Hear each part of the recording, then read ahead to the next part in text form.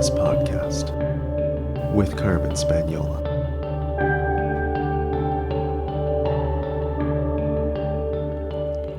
Hi there, and welcome to the Numinous Podcast, where we have interesting conversations with everyday folks about the mystery of life.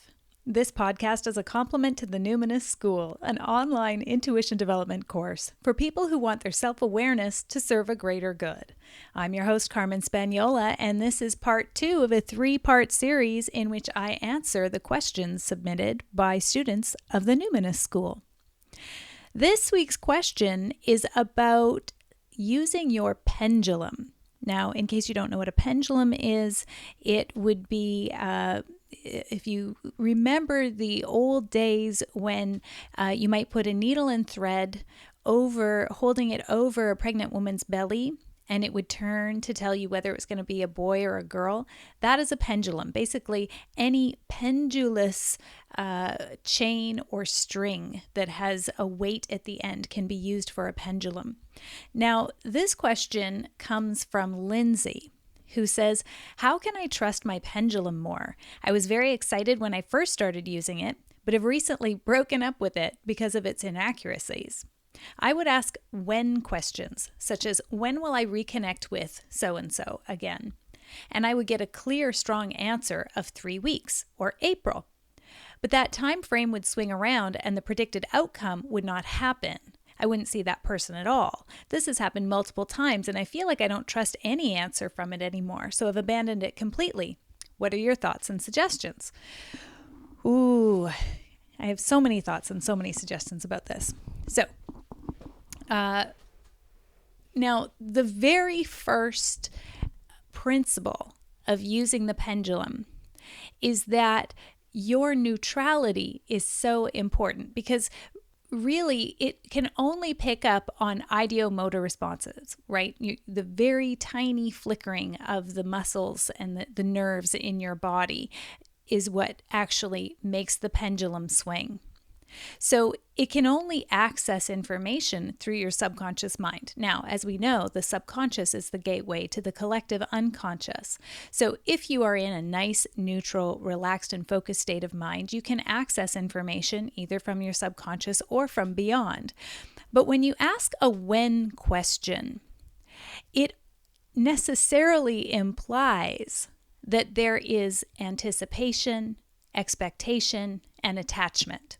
So when questions, time frame questions, are very difficult. It is incredibly challenging to remain neutral when there's an implicit sense of urgency by saying, when will I see that person again?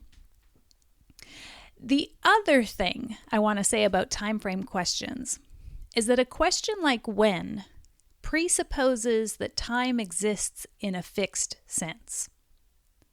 Now just chew on that for a minute, and you'll realize how difficult and nuanced it is for your pendulum to give you an answer to that particular kind of question. Now, we could get really quantum on this and start talking about multidimensionality. But instead, what I did was I picked up the phone and I called the owner of one of the longest established spirituality bookstores in my town. His name is Grant, and I think he really gets to the core of it. Here's what Grant at Instinct Art and Gifts in Victoria, BC, Canada, had to say on the subject. An instinct. Oh, hi there. It's Carmen Spagnola calling from the Numinous Podcast. And I have a question about pendulums. Do you have a minute to answer a question? Okay. Okay. What's your name? Grant. Grant. Grant, the question actually comes from a listener, and it's about time frames when using the pendulum. She's wondering how she can trust it more, because when she asks when questions, she'd get like a really clear, strong answer. Time frame would swing around and the predicted outcome wouldn't happen. So I wonder if you have some advice about what she could be doing differently to improve her accuracy. It's a tough thing to ask about because things constantly change. it's like it can give you an approximate time of when you're going to see somebody or whatever, but it doesn't mean that it's actually going to happen. It's things just have a way of changing. Decision making at the time. This is what it looks like. Tomorrow, everything could be changing. Different people you run into change how you affects your life, and so you can't. Anything a pendulum says is not written in stone.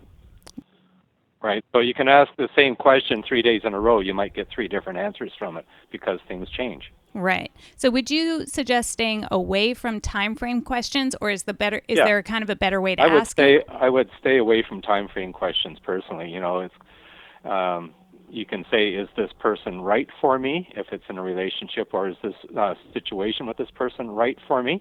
Then it can give you a yes or no answer kind of thing. But in terms of time frame, it's going to be very nebulous, and it's going to constantly change. And do you think that applies to divination tools across the board, or do you think there's a different tool that might be better? No, I think that probably applies across the board. Now, there's a very famous book about working with the pendulum. I think it's called Pendulum Bridge or something like that by Dale Olson. He has a time frame chart in there. Okay. But I don't know. I'm wondering I'm kind of with you on this, Grant. I think that time frames are best to be avoided. So what do you make of that? Well, that even some of the experts have it. Look at it, but look at it loosely. It's going to be an approximate time frame, but don't attach yourself to that outcome. Things happen, Yeah. So it's like, are you thinking, it's like the pendulum's going to know that this other person's going to all of a sudden do an about turn and do this, in which case it's going to alter it. A pendulum won't know that. Right. Yeah. Because the pendulum is just an extension of yourself, right? Mm-hmm. And so when you're using a chart, it can say, based on what's going on right now, this is what it looks like. Right. Yeah. So I wouldn't attach much to that. Okay. Thanks very much for answering that, Grant. My pleasure. Okay, so Grant was pretty practical. He wasn't going to the quantum level with me about multidimensionality, but I enjoy practical because that's really the essence of a pendulum, isn't it? It's practical intuition. Now, I do think that there are a few things you can still do to start to hone in on potential time frames. But again, I believe that the key is accessing the information through neutrality. So here's the 3 tools I'd like to recommend to you, Lindsay, and anyone else who's interested. First, you could triangulate your question by asking what conditions would need to be met in order for this outcome to happen at that time. So let's say you say, when am I going to reconnect with this person? And it says April. You could start to triangulate by saying, what conditions would need to be met in order to reconnect with this person in April? And then in your pendulum chart, you might have a whole bunch of options like number 1, they're free. Number 2, I'm free. Number 4, they don't have a change of heart. I don't have a change of heart. Work gets in the way. You might write a whole bunch of options, and there may be an area in which the universe will require harmony in order to bring that outcome to bear. Then what you could say is, to what degree is it true that I will reconnect with that person in April? And maybe you're only getting a 50%, or maybe you're getting an 80%. But that's obviously a very wide range. There's a big gap in there. If I only had 50 or 60% in my degrees when I asked that question, to what degree is it true, I wouldn't put a lot of weight on that answer. And I would assume that either the cosmos is working way more angles than I can even imagine right now, or I'm really subconsciously quite attached and anticipating a certain outcome and want a certain outcome. The second thing you could do is you could ask content-free questions to a surrogate or surrogates. So what I mean by that is, you could just hold your question in your heart. When will I reconnect with that person again? Then you could email, contact, or telephone a friend or several and say, I have a question in my heart. It's about a time frame, and I'm wondering if you could take your pendulum and check in for me about when this event will come to pass. Now, I haven't done this with time frames, but I've done this with the simple yes or no questions, where I've sent a text to the women in my soul circle and said, ladies, I've got a question in my heart. Is the answer yes or no? Could you check your pendulum for me? Or could you check in intuitively and using your body as a pendulum? And they will just fire back to me what it is. It is incredible to me how often there is harmony and consistency amongst their answers.